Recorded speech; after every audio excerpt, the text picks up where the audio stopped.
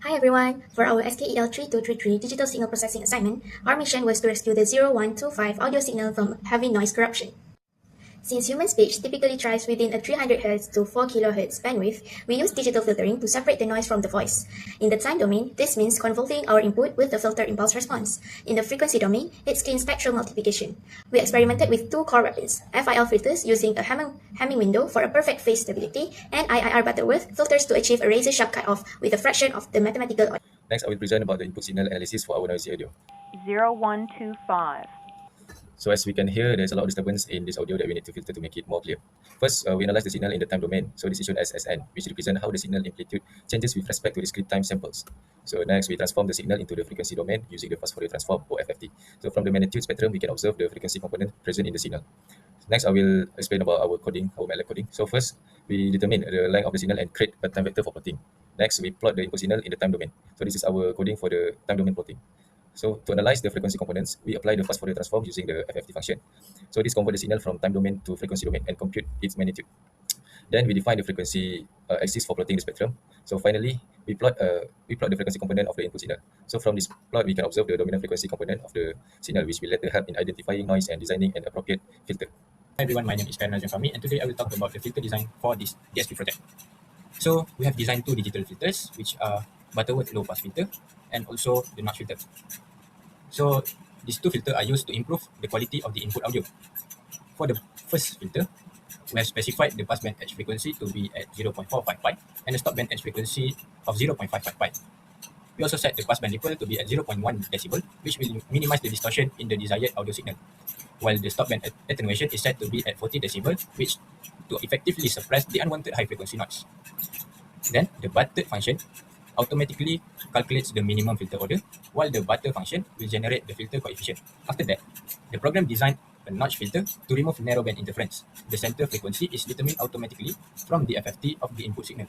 If the detected frequency falls within the range, it will be used as the notch frequency. Otherwise, a default value of 0.15 pi radians per sample is used.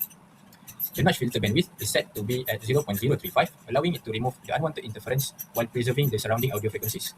From the execution, the program detected the noise frequency at approximately 0.2 pi radian per sample, and based on the filter specifications, the code automatically calculated a filter order of 21 with cut-off frequency approximately around 0.4804 pi radian per sample.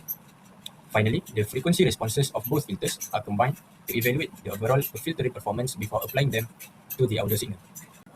We have experimented our filter design with filter orders of 6, 12, and 21 using Filter Designer.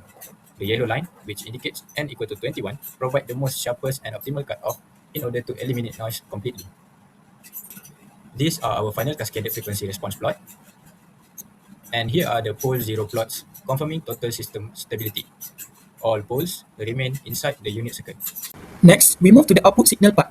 For the resulting filter impulse plot, we check the filter stability using the RMPZ function. As shown in the stem plot, the amplitude response decays quickly and goes to zero within at T sample. This is proof that our filter is completely stable. After that, for the pipeline code filter, the signal using FlowFit and applies a 99% fixed normalization to prepare the data. Next, for the frequency components after filtering plot, we look at the output frequency spectrum. If we compare this result to the original noisy spectrum, we can clearly see that the high frequency noise spike is completely gone. The spectrum is now very clean, proving that the unwanted background fume has been successfully filtered out. Finally, for the output signal plot, the filter audio waveform is now much smooth because the high frequency ripple is removed. Due to the 99% peak normalization, the amplitude stays safely below 1.0 to prevent any sound clipping and distortion. The clean filter audio was successfully saved as filter audio DSP wave. And here is our final filter audio output. 0125. By systematically tweaking our cutoff frequency, omega c, and filter order n, we discovered the optimal parameters to obliterate the high frequency noise without distorting the speaker's voice.